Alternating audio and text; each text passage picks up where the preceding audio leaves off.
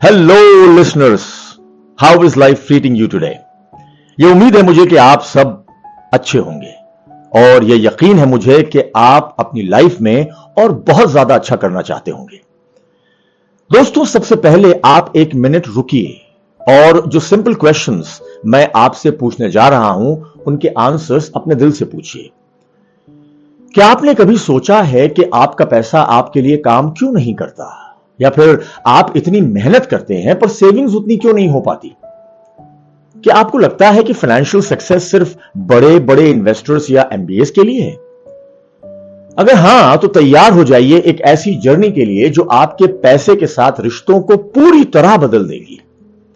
Welcome everyone to the psychology of money by Morgan Housel. एक ऐसी किताब जो सिर्फ नंबर्स की बात नहीं करती बल्कि इंसानियत की बात करती है। आज इस बुक समरी में हम मॉर्गन हाउसल के इनसाइट्स को डाइव करेंगे जो आपको सिखाएंगे कि पैसा सिर्फ मैथ नहीं है बल्कि माइंड गेम है। और मैं आपको रियल लाइफ एग्जांपल्स के साथ समझाऊंगा कि कैसे ये प्रिंसिपल्स आपकी लाइफ में अप्लाई होते हैं। सो स्टे ट्यून्ड, क्योंकि जो आप सीखने वाले हैं वो आपकी फाइनेंशियल लाइफ को रेवोल्यूशनाइज कर सकता है। मॉर्गन हाउसल की किताब psychology of money financial planning या स्पेसिफिक स्टॉक मार्केट टिप्स के बारे में नहीं है। यह इस बारे में है कि लोग पैसे के साथ कैसे बिहेव करते हैं और यह बिहेवियर उनके फाइनेंशियल आउटकम्स को कैसे अफेक्ट करता है। हाउसल का सेंट्रल आर्ग्यूमेंट सिंपल है। फाइनेंसेस में सक्सेस सिर्फ आप कितना जानते हैं उस पर डिपेंड नहीं करता, बल्कि आप कैसे बिहेव करते हैं उस पर डिपेंड करता है। So let's start. Number 1, no one's crazy. कोई पागल नहीं है। हाउसल कहते हैं कि हर इंसान पैसों को अलग तरीके से देखता है, उसके अपने एक्सपीरियंसेस, अपब्रिंगिंग और बायसेस की वजह से। जो एक इंसान को रिस्की लगता है वो दूसरे को मौका लग सकता है। उन्होंने यह भी बताया है कि फाइनेंशियल डिसीजंस अक्सर उस वक्त के माहौल और हमारी पर्सनल हिस्ट्री से इन्फ्लुएंस होते हैं। इमेजिन 1990s में हमारे देश की किसी गांव से एक इंसान का बेटा जो अपनी फैमिली को सिर्फ खेती पर डिपेंड करते हुए देखा और अक्सर बारिश न होने पर या फसल खराब होने पर उन्हें फाइनेंशियल स्ट्रगल फेस करते भी देखा। उसके लिए गवर्नमेंट बैंक में फिक्स डिपॉजिट में पैसा रखना सबसे सुरक्षित और समझदारी वाला कदम होगा। उसका फाइनेंशियल डिसीजन सिर्फ रिटर्न मैक्सिमाइज करना नहीं बल्कि सिक्योरिटी और स्टेबिलिटी ढूंढना है। दूसरी तरफ किसी शहर में पैदा हुआ और बड़ा हुआ कोई यंग प्रोफेशनल जिसने 2000s के आईटी बूम को देखा, जिसके पेरेंट्स ने अर्ली स्टेज टेक कंपनीज में इन्वेस्ट करके या आईटी जॉब से अच्छा पैसा कमाया और बनाया, उसके लिए हाई ग्रोथ टेक स्टॉक्स या स्टार्टअप्स में इन्वेस्ट करना नॉर्मल और हाई रिटर्न पोटेंशियल वाला लग सकता है। उसका रिस्क एपिटाइट बहुत ज्यादा होगा क्योंकि उसने अपने आसपास वेल्थ क्रिएट होते देखी है। दो अपनी अपनी दुनिया और एक्सपीरियंसेस के हिसाब से सही हैं। हाउसल कहते हैं हमें दूसरों की फाइनेंशियल डिसीजंस को जज नहीं करना चाहिए बल्कि उनके बैकग्राउंड और एक्सपीरियंसेस को समझने की कोशिश करनी चाहिए। इससे हम अपने बायसेस को भी पहचान सकते हैं। Number 2, luck and risk. किस्मत और खतरा। सक्सेस और फेलियर सिर्फ हार्ड वर्क या इंटेलिजेंस का नतीजा नहीं होते। लक और रिस्क भी एक बड़ा रोल प्ले करते हैं।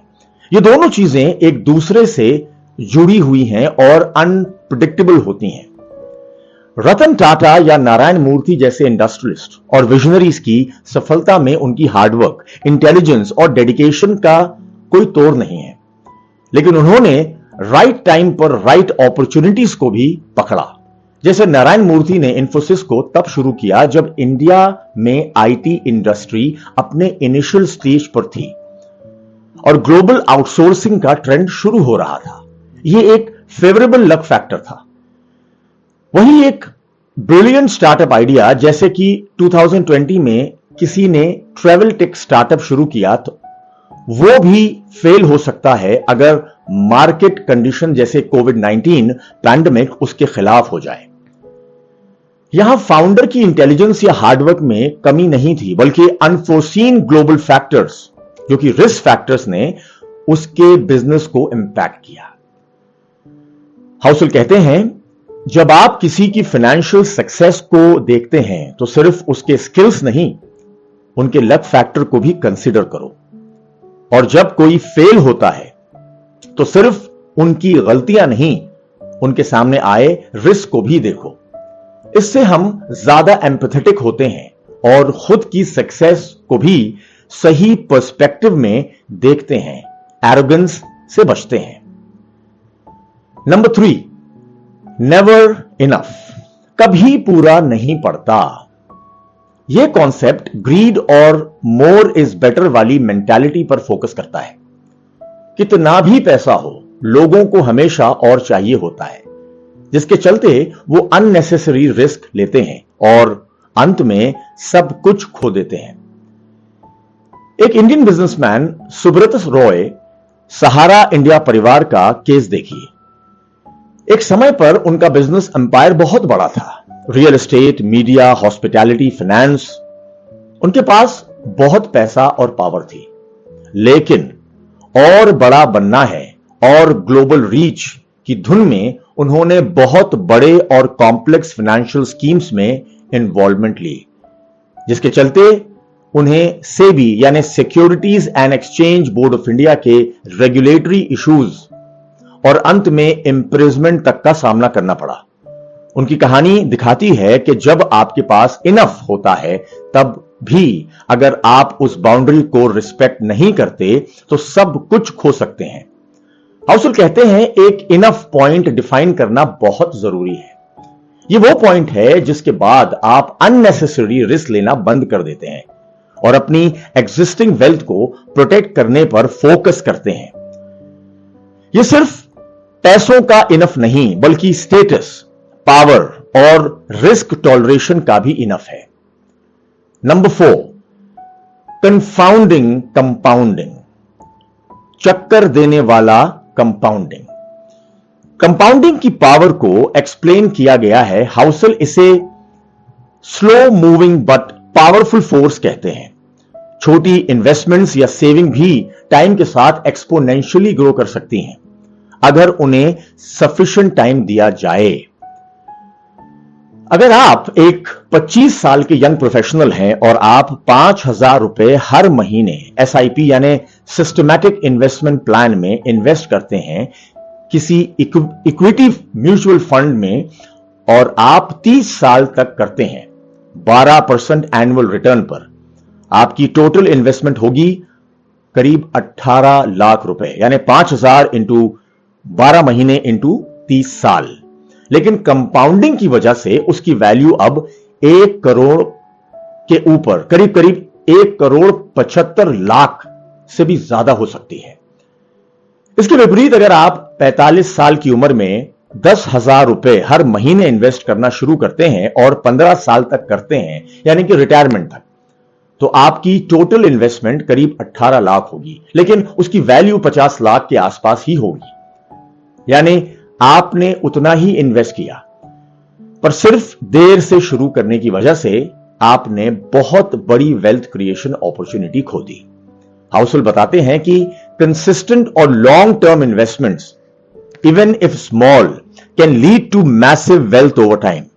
इसलिए जल्दी शुरू करना और डिसिप्लिन बनाए रखना कंपाउंडिंग की पावर को अनलॉक करने की कुंजी है। Number 5, getting wealthy versus staying wealthy, यानी कि अमीर बनना और अमीर बने रहना, इनमें फर्क क्या है? अमीर बनना एक चीज है, लेकिन अमीर बने रहना बिल्कुल दूसरी चीज। वेल्थ रिटेन करने के लिए डिसिप्लिन, ह्यूमिलिटी और थोड़ा पैरानोया चाहिए होता है। यह समझना कि कुछ भी गलत हो सकता है। एक स्टार्टअप फाउंडर ने अपनी कंपनी एक बड़े अमाउंट में बेच दी और ओवरनाइट अमीर बन गया। वेल्दी बनने के लिए उसने हाई रिस्क लिए, इनोवेटिव आइडियाज पर काम किया, लेकिन अब वेल्दी बने रहने के लिए उसे अपने पैसों को वाइजली मैनेज करना होगा। एक्स्ट्रावैगेंट खर्चे कम करने होंगे, डाइवर्सिफाइड इन्वेस्टमेंट्स करनी होंगी और मार्केट वोलैटिलिटी या अनएक्सपेक्टेड इकोनॉमिक डाउनटर्न्स के लिए तैयार रहना होगा। इसके विपरीत वॉरेन बफेट को देखिए, उन्होंने कई डेकेड से कंसिस्टेंटली इन्वेस्ट किया है और अपनी वेल्थ को मेंटेन किया है। उन्होंने अपनी मिस्टेक से सीखा, ओवर कॉन्फिडेंस से बचे और कंजर्वेटिव अप्रोच रखा, स्पेशली जब मार्केट्स में यूफोरिया हो। वो कहते हैं the first rule of investing is not to lose money and the second rule of investing is not to forget the first rule. Housel कहते हैं getting rich requires taking risk and having a strong vision, but staying rich requires avoiding big irreversible risk and being incredibly resilient. Number 6, tails you win, पूंछ से जीत हो सकती है। Housel कहते हैं कि कई बार कुछ एक्स्ट्रा ऑर्डिनरी इवेंट्स या इन्वेस्टमेंट्स आपकी सारी फाइनेंशियल सक्सेस की वजह होते हैं। मेजॉरिटी ऑफ इन्वेस्टमेंट शायद एवरेज रिटर्न देंगे, लेकिन कुछ टेल्स इवेंट्स एकदम एक्सट्रीम आउटकम्स बहुत ज्यादा रिटर्न दे सकते हैं। इंडियन स्टॉक मार्केट में इन्फोसिस आईपीओ 1993 में 95 रुपीज पर शेयर या टाइटन कंपनी जिसने 1990 से आज तक हजारों % रिटर्न्स दिए हैं, जैसे कुछ स्टॉक्स ने अपने अर्ली इन्वेस्टर्स को एस्ट्रोनॉमिकल रिटर्न्स दिए हैं। हो सकता है आपने बहुत सारे स्टॉक्स खरीदे होंगे, जैसे 100 स्टॉक्स, जिनमें से ज्यादा ने एवरेज परफॉर्मेंस दी या लॉस भी दिया। लेकिन अगर आपके पोर्टफोलियो में एक भी इन्फोसिस या टाइटन जैसा स्टॉक निकला, तो वो अकेला स्टॉक आपकी सारी वेल्थ को मल्टीप्लाई कर सकता है और आपके सारे एवरेज परफॉर्मर्स या लूजर्स को कॉम्पनसेट कर सकता है। यहां पे हाउसल का पॉइंट है कि आपको बहुत सारे बेट्स लगाने होंगे, जिसे हम डाइवर्सिफिकेशन भी कहते हैं, क्योंकि आपको नहीं पता कौन सा टेल इवेंट आपको रिच बनाएगा। यह वेंचर कैपिटल में भी दिखता है, जहां कई स्टार्टअप्स फेल होते हैं, लेकिन एक या दो यूनिकॉर्न स्टार्टअप्स पूरे फंड का रिटर्न ड्राइव करते हैं। नंबर 7, फ्रीडम यानी आजादी। पैसे का सबसे बड़ा फायदा क्या है? हाउसल के अनुसार यह है फ्रीडम, अपने टाइम और लाइफ को कंट्रोल करने की आजादी। इमेजिन आपका पैशन ट्रैवल करना है और आप यूरोप या साउथ अमेरिका एक्सप्लोर करना चाहते हैं।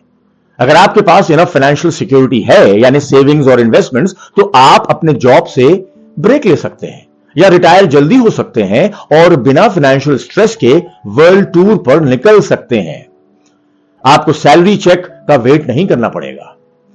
या फिर अगर आपके पास कोई स्टार्टअप आइडिया है जो आपके लिए बहुत मीनिंगफुल है, तो फाइनेंशियल फ्रीडम आपको सिक्योरिटी प्रोवाइड करेगी ताकि आप रिस्क ले सको और 1 या 2 साल बिना रेगुलर इनकम के भी अपने पैशन को परस्यू कर सको। आपको गोल्डन हैंडकफ्स यानी जॉब की सैलरी जो आपको निकालने नहीं देती में फंसे रहने की जरूरत नहीं है। हाउसल कहते हैं कि वेल्थ का अल्टीमेट गोल एक्सपेंसिव चीजें खरीदना नहीं, बल्कि अपनी लाइफ पर कंट्रोल पाना है। अपनी मॉर्निंग रूटीन को कंट्रोल करना, खाना, अपने चाल चलन, अपनी रोजमर्रा की जिंदगी, अपनी लाइफस्टाइल, कहां रहना है, कहां ट्रैवल करना है, क्या खरीदना है, क्या रखना है और क्या काम करना है। ये बहुत सारी चीजें होती हैं यहां पे जो आपके कंट्रोल में रहती हैं। फिर ये सब फ्रीडम के रूप हैं जो पैसा दे सकता है। Number 8, man in the car paradox, car में आदमी का विरोधाभास। हम सोचते हैं कि एक्सपेंसिव चीजें खरीदने से लोग हमें एडमायर करेंगे, लेकिन अक्सर वो सिर्फ उस चीज को एडमायर करते हैं, हमें नहीं। आप एक मेट्रोपॉलिटन सिटी में रहते हैं और आपके पास एक बेहतरीन कार है जो आपने एक ब्रांड न्यू शोरूम से, एक बहुत ही जबरदस्त शोरूम से खरीदी है। और चलिए मान के चलते हैं आपने एक ब्रांड न्यू पोर्श खरीदी है और आपको लगता है कि लोग आपसे इंप्रेस होंगे और आपको सक्सेसफुल मानेंगे। लेकिन सच्चाई यह है कि ज्यादा लोग या तो गाड़ी को एडमायर करेंगे, जैसे कितनी खूबसूरत गाड़ी है यार, या फिर यह सोचेंगे काश गाड़ी मेरे पास होती बॉस। वो आपकी फाइनेंशियल प्रूडेंस, मेहनत या आपकी पर्सनालिटी को नहीं देखेंगे। उनकी फैंटेसी उस कार को खुद ड्राइव करने की होगी, ना कि आपके साथ बैठने की। यहां पे हाउजल कहते हैं हम अक्सर अपनी खुशी के लिए नहीं बल्कि दूसरों को इंप्रेस करने के लिए पैसा खर्च करते हैं, जो कि एक एंडलेस रेस है और कभी पूरी नहीं होती। ट्रू रिस्पेक्ट और एडमिरेशन आपके कैरेक्टर और एक्शन से आती है, ना कि आपके पोजेशन से। Number 9, wealth is what you don't see. दौलत वो है जो आप देखते नहीं हो। ट्रू वेल्थ वो नहीं जो आप दिखाते हो, बल्कि वो है जो आपने सेव किया है। जो चीजें आप खरीदते हैं वो मनी स्पेंट है, वेल्थ नहीं। बॉलीवुड या टॉलीवुड में ऐसे एक्टर्स हैं जो बहुत फिल्म्स करते हैं, लग्जरी कार्स, डिजाइनर क्लोथ्स और बड़े बड़े बंगलोज खरीदते हैं और उन्हें फ्लॉन्ट करते हैं। और फिर ऐसे भी स्टार्स हैं जो बहुत डिस्क्रीटली इन्वेस्ट करते हैं, अपना लाइफस्टाइल मॉडस्ट रखते हैं और शायद उतना फ्लॉन्ट नहीं करते। टाइम के साथ अक्सर वो लोग ज्यादा फाइनेंशियली सिक्योर होते हैं जो अपना पैसा बचाते हैं और वाइजली इन्वेस्ट करते हैं, ना कि सिर्फ खर्च करते हैं।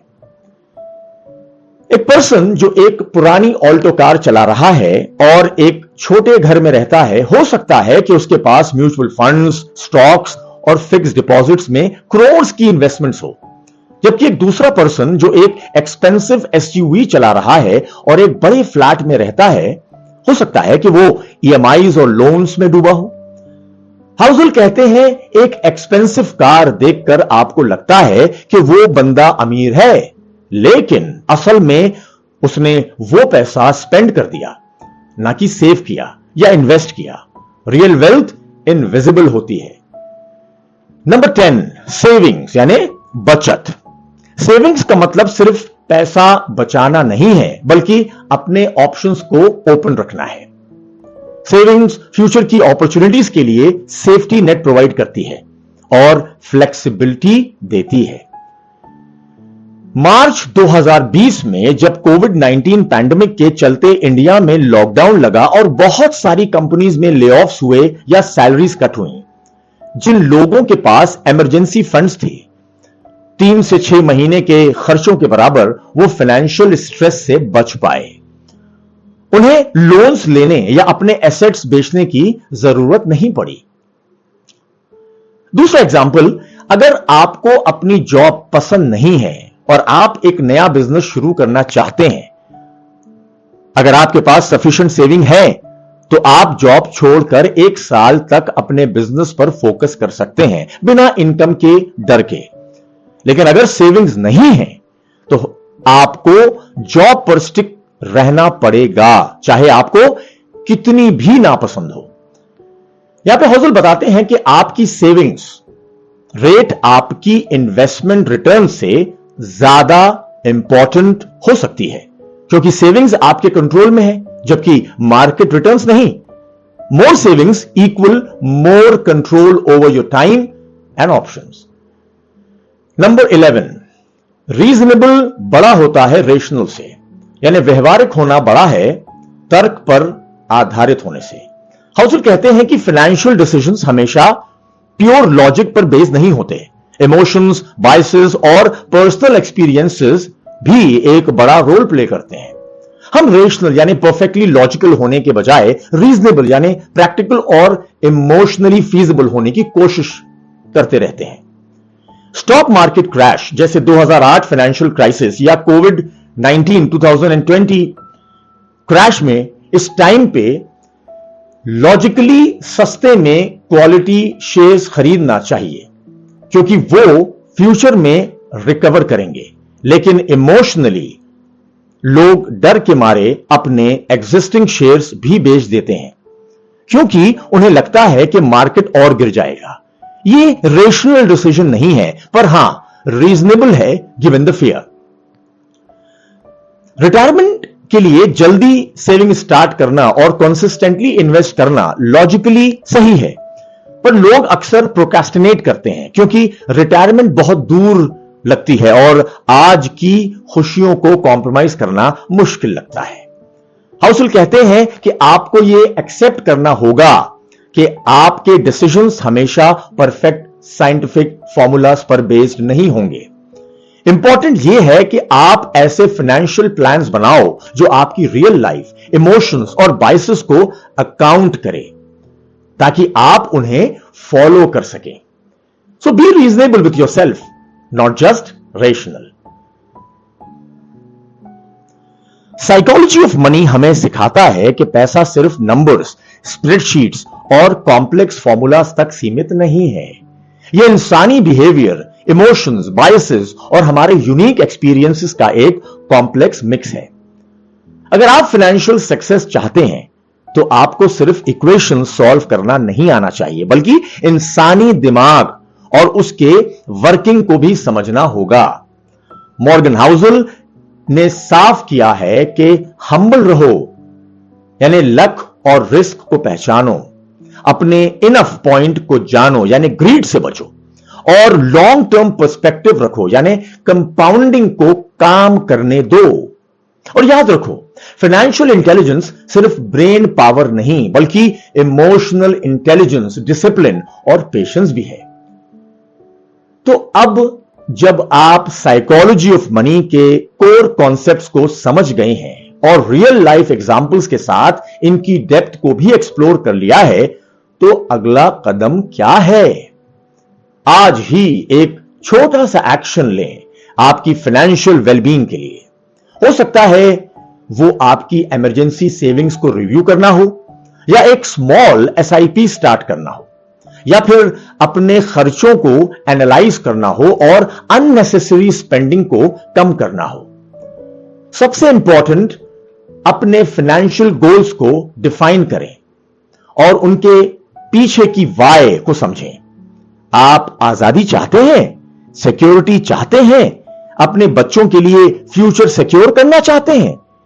इस किताब ने आपको एक नई सोच दी है, अब उसे एक्शन में बदलने का समय है।